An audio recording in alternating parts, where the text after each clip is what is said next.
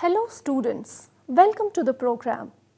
The topic chosen for today's program is concept of mental health and mental hygiene. Health is often used to refer to a state of physical, mental and social and spiritual well-being of an individual. This mental health is one of the components of the broad concept of health. It is considered with an optimum level of emotional and behavioral adjustment of the individual. Mental health describes a level of psychological well-being or an absence of a mental disorder.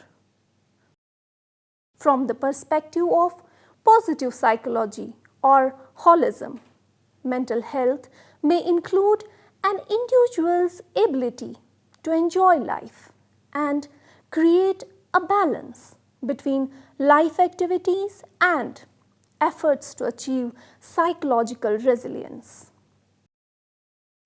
The World Health Organization defines mental health as a state of well-being in which the individual realizes his or her own abilities, can cope with the normal stresses of life, can work productively and fruitfully, and is able to make a contribution to his or her community. World Health Organization stresses that mental health is not just the absence of mental disorders.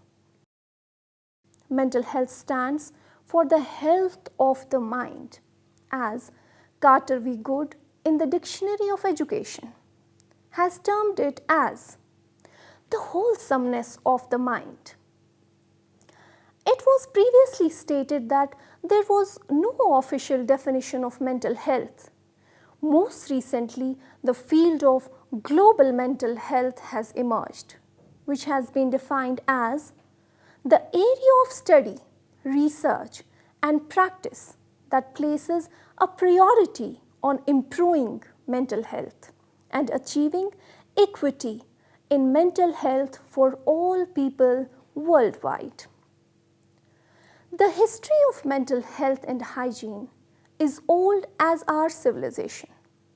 In India, Ayurveda successfully developed a full-fledged system for treating the mentally ill people long back. But in the West, the mental hygiene movement started in the first decade of the 20th century. The history of mental health is the remarkable story of one person, Clifford Beers, also called the father of mental hygiene, a graduate of Yale College, who suffered his first episode of bipolar disorder following the illness and death of his brother. During his illness, Beers attempted to take his own life by jumping out a third-story window. Seriously injured but still alive, Beers ended up in public and private hospitals for the next 3 years. While in these institutions, Beers learned first-hand of the deficiencies in care as well as the cruel and inhumane treatment that people with mental illness received. Upon his release, Beers was resolved to expose the maltreatment of people with mental illnesses and to reform care. In 1908, he published his autobiography, A Mind That Found Itself. In the book, Beers declares, "As I penetrated and conquered the mysteries of the dark side of my life, it no longer held any terror for me. I have decided to stand on my past and look the future in the face." On February 19, 1909, Beers, along with philosopher William James and psychiatrist Adolph Meyer, created the National Committee for Mental Hygiene. Later, the National Mental Health Association and what we today known as the Mental Health America. Beers formed an international committee for mental hygiene in 1919. By 1930s, the times of the first International Congress of Mental Hygiene in Washington, D.C., there were mental hygiene societies in 25 countries. In London at the Third International Congress in 1948, the World Federation for Mental Health was formed. Despite the progress towards more humane treatment of mental patients in the 19th century, the mentally ill in United States continued to be persecuted well into the 20th century. An example of this is this inhumane treatment was the experience of Perry Beard, a graduate from University of Texas, who at the age of 34 in 1945 was hospitalized because of a manic depressive condition. Between 1944 and 1948, he wrote a manuscript titled Echoes from a Dungeon Cell, in which Perry declares, "I pray to God that in the future I shall be able to remember that once one has crossed the lines from normal walks of life into a psychopathic hospital, one is separated from friends and relatives by walls thicker than stone walls of prejudice and superstitions." Dear students, now the mental health in Indian perspective. Treatment of mental disorders in India mainly included psychotherapy, physiotherapy, shock, drug treatment, hypnotism, and religious discourses by sages. As per Ayurveda, psychotherapy used to be in the form of talismans, charms, prayers, and sleeping in temples with rituals. The indigenous manner of giving shock to the patients was terrorizing them by snakes, lions, elephants, or men dressed as pandits. During the rule of King Ashoka, many hospitals were established for mentally ill. A temple of Lord Venkateshwara at Tamil Nadu contains inscriptions on the walls which mentioned a hospital named as Sri Veera Cholaeswara Hospital and contained 15 beds. Till early 60s, mental hospitals were the only places available for the treatment of mentally ill. However, as compared to the number of mentally ill patients, the service available were very less. On the recommendations of Boer Committee, 1946, All India Institute of Mental Health was set up in 1954, which became the National Institute of Mental Health and Neurosciences in 1974 at Bangalore. An expert committee of World Health Organization in 1974 urged its members to consider mental disorders as a high priority problem. Hence, first community mental health unit was started with the Department of Psychiatry at National Institute of Mental Health and Neurosciences in 1975. National Mental Health Program was implemented to provide services to rural as well as urban population. However, even today, 80% of the rural population does not get these services. Now, the characteristics of mentally healthy persons. First, characteristics of mental health. Some of the characteristics of mental health are: number one, there is nothing called perfect mental health, rather it's optimum mental health. We can make a comparison among the people as per their mental health or their adjustment with self and environment. Number 2, mental health is a dynamic concept which denotes a state of balance or equilibrium of our mind. Number 3, mental health can't be achieved without physical health. As rightly said, sound mind lies in a sound body. Number 4, mental health and efficiency is not the same thing. One may be quite efficient and successful at his work or profession, but he could be most unhappy or full of anxiety. Number 5, mental health and social ability are not the same thing. A mentally healthy person is sociable. It is not necessary for a sociable person to be healthy-minded. Number 6, mental health differs from ethical standards. Morality does not guarantee mental health. Now the characteristics of mentally healthy person. A mentally healthy person is one who has adequate physical and intellectual development, has adequate emotional and social development, is always self-confident, knows his abilities, motives and desires, etc., and works accordingly, participates in creative and constructive activities, always lives in a world of reality rather than that of imagination and fantasy, remains satisfied, is happy and remains cheerful. Now students, the concept and definition of mental hygiene.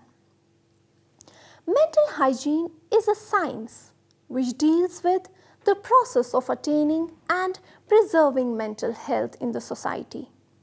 In other words, mental hygiene is the means and mental health is the end. Dorothy Dix was an important figure in the development of mental hygiene movement. Dix was a school teacher who endeavored throughout her life to help those suffering from mental illness and to bring to light the deplorable conditions into which they were put. This was known as the mental hygiene movement. Before this movement, it was not uncommon that people affected by mental illness in the 19th century would be considerably neglected, often left alone in deplorable conditions, barely even having sufficient clothing. The National Committee for Mental Hygiene was founded in New York in 1909 by a number of leading psychiatrists and Clifford Beers, who described his experiences in his autobiography, A Mind That Found Itself. The basic ideas of mental hygiene were derived from the dynamic psychiatry of Adolf Meyer. According to Meyer, mental illness and mental disorder were the outcome of dynamic interaction of individual with their environments. In the mid-19th century, William Sweetzer was the first to clearly define the term mental hygiene. Isaac Ray, one of the 13th founders of American Psychiatric Association, further defined mental hygiene as an art to preserve the mind against incidents and influences which would inhibit or destroy its energy, quality, or development. Sigmund Freud's psychoanalytic ideas became increasingly influential in the United States in 1920s. Psychoanalysis emphasized the importance of early childhood experiences and their impact on mental health later in life. Some definitions of mental hygiene. Dear students, different people have different views about the term mental hygiene. Some of these views are: Adolf Meyer and other psychologists used the term mental hygiene for the first time in history and said, mental hygiene deals with the mental health of the individuals in the same way the physical hygiene is concerned with their physical health. As per Crow and Crow, mental hygiene is a science that deals with the human welfare and pervades all fields of human relationships. American Psychiatric Association views mental hygiene as mental hygiene consists of measures to reduce the incidence of mental illness through prevention and early treatment and promote mental health. Now, objectives and principles of mental hygiene. First, the objectives of mental hygiene. Mental hygiene is a science which deals with the process of attaining mental health and preserving mental health in the society. The main objective of mental hygiene is to build up one's ego rather than tearing down another's ego. Some main objectives of mental hygiene are: number 1, to help to realize one's potentiality. Number 2, to develop self-respect and respect for others. Number 3, to understand one's limitations and tolerate the limitations of others. Number 4, to cause a harmonious development. Number 5, to enable one to make effective adjustment in all spheres of life and all situations such as in school, home, society, and also with self. Now, principles of mental hygiene. To formulate general principles of mental hygiene is a really difficult task, as there is a wide range of differences among the individuals. There is no single or absolute standard to judge human behavior or action. However, in spite of these difficulties, we can formulate some general principles. These are: number 1, adjustment in home. Every child should develop such type of behavior at home so that he can adjust himself in any type of situation. Parents should take utmost care, because the behavior patterns that develop in early childhood leave permanent impressions on the child. Number 2, adjustment in school.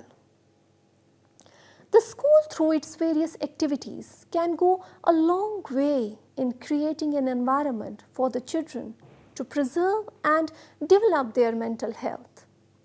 Number 3, adjustment to society. Man is a social animal and he has to adjust himself with the society. Without proper social interaction, harmonious development of personality cannot occur. Hence, parents, teachers, and society must provide socially acceptable channels for the release of pent-up emotional feelings so that children and adolescents develop healthy personalities.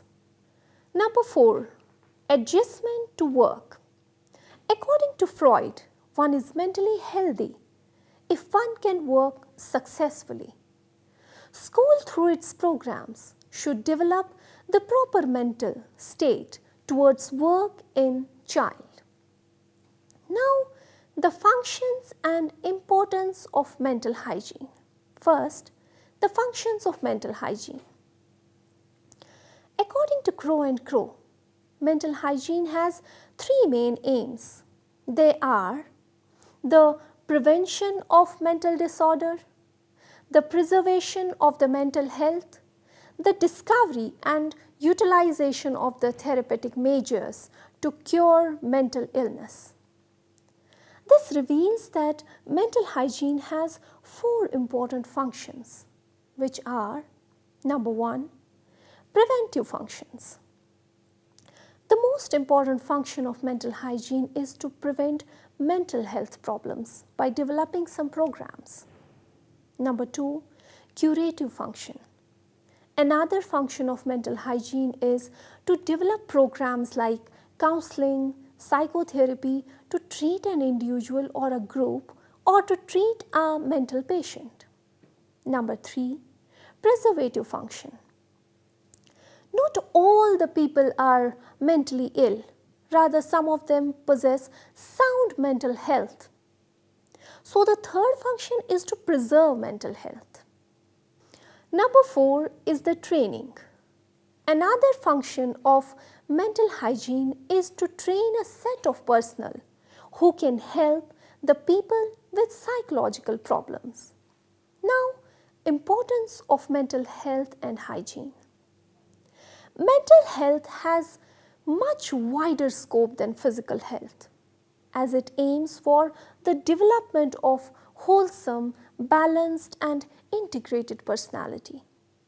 Mental health is very important because mental health helps in number 1, the development of desirable personality.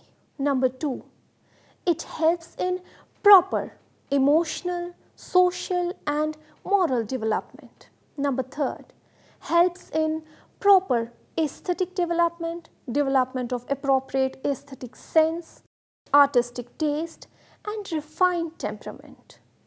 Number 4, helps in seeking proper adjustment as per the demands of the situation and well-being of the society. Number 5, helps an individual in seeking goals of life by diverting his energies in full capacity for the realization of the goals. Number 6, helps in progress of the society through development of well-balanced, useful citizens who are conscious not only of their rights but also of their responsibilities. Number 7, mental hygiene helps in prevention of mental illnesses. Now the strategies to maintain mental health. When we extend the concept of hygiene to the domains of mind, it stands for the art of developing, maintaining and promoting necessary behavioral, emotional and social skills to sustain good, effective and efficient mental health. One can achieve this by following some basic strategies like number 1, reality contact. In order to maintain good and sound mental health, it's important to have a realistic appraisal of one's own reactions, emotions and abilities. If you are in touch with reality, you may be able to avoid a number of disappointments and frustrations in your daily life. Number 2, impulse control. A person with healthy adjustment would have good control over his or her behaviors and impulses. Number 3, self-esteem. The awareness about oneself is called self-concept. It includes all the statements about I or me expressed in terms of feelings, beliefs or values. Self-esteem is the evaluative component of self, which can be either positive or negative. A sense of personal adequacy or positive self-concept is essential for mental health. Number 4, positive thoughts. The quality of mental health depends on whether we direct our thoughts in positive or negative ways. Negative thoughts generate negative emotions such as anger, hate, jealousy, fear and despair, making our mind unhealthy and also harm the endocrine system. So we need to develop the power of positive thinking such as love, joy, happiness, hope, compassion, empathy and optimism in us, which strengthens our capacity to cope with various challenges of life. Now students, we conclude. Mental hygiene is the science of maintaining mental health and preventing the development of psychosis, neuroses or other mental disorders. Since the founding of United Nations, the concept of mental health and hygiene have achieved international acceptance. As defined in the 1946 Constitution of the World Health Organization, health is a state of complete physical, mental, and social well-being, and not merely the absence of disease or infirmity. The term mental health represents a variety of human aspirations: rehabilitation of mentally disturbed, prevention of mental disorder, reduction of tension in the stressful world, and attainment of a state of well-being in which the individual functions at a level consistent with his or her mental potential. As noted by the World Federation for Mental Health, the concept of optimum mental health refers not to an absolute or ideal state, but to the best possible state insofar as circumstances are alterable. Dear students, I hope you have enjoyed the program and understood the content. Thanks for watching.